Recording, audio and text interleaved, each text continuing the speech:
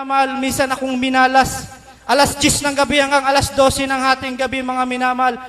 Pinalublob ako sa putika, napakarami, napakarumi. Pasensya sa kumakain, mayroong mga tae, mayroong mga dumi.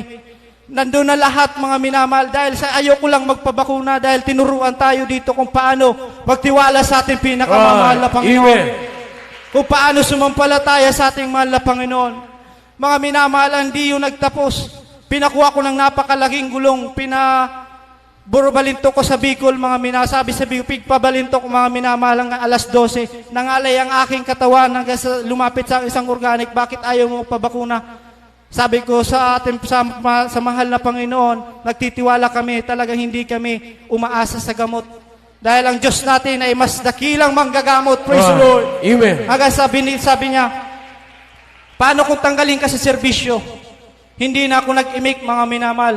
Dahil mas mabuti pang hindi na tayo mag-imik kapag ganyan. Dahil hindi nila nauunawaan kung ano ang ating pananampalataya sa ating mahal na Panginoon. Hanggang sa babae, sinabi niya, bakit ayaw mong pabakuna? Bigyan mo akong napakagandang rason. Sabi ko, ang sagot ko lang, alang-alang sa buhay na walang hanggan.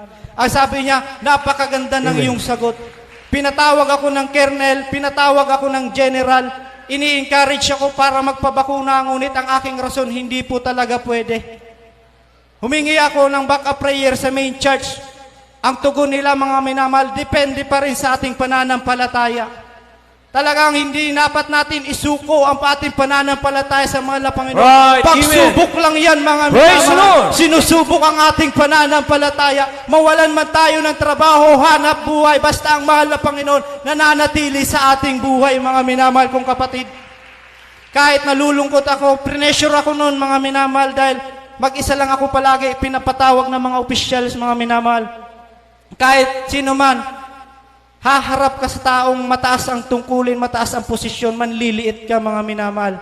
Ganon ang aking naramdaman, ngunit sinasabi ko, kasama ko ang mahal na Panginoon. At hanggang sa mga oras nito, ang inyong abang lingkod sa pangalan ng mahal na Jesus, sa pangunguna at panalangin ng ating magulang sa mahal na beloved Pastor Will Estrada Almeida, hindi po ako nabakunahan at ngayon tuloy-tuloy ang pagpapalang pinagkaloob. Praise the Lord! Mahal na Jesus. Napakarami pa mga minamahal na pagpapala pinagkaloob ng mahal na Jesus, ngunit masyadong mahaba na po, mga minamahal kong kapatid.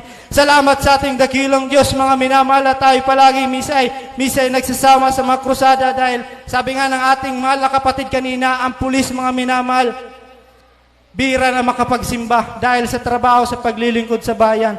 Ngunit sa taong desidido, porsigido sa paglilingkod sa mahal na Jesus, kahit nasa trabaho, gagawa ang kalamparahan para mapaglingkuran ang ating pinakamamahal na Jesus. Salamat sa mahal na Jesus. Hanggang dito na lamang po ang lahat ng pupuri, kadakilaan, pasasalamat, kaluwalhatian sa ating pinakamamahal na Jesus lamang. Amen. Praise the Lord. Praise the Lord!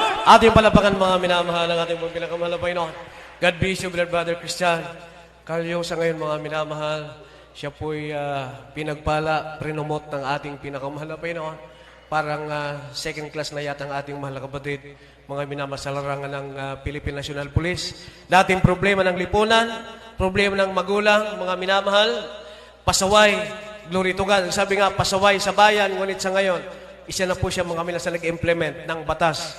Amen! Iyan ay nang dahil, mga minamahal, sa paglingkod natin sa ating pinakamahal na Panginoon. Amen? Kaya hamon doon sa ating mga beloved youth, sa mga kabataan po natin.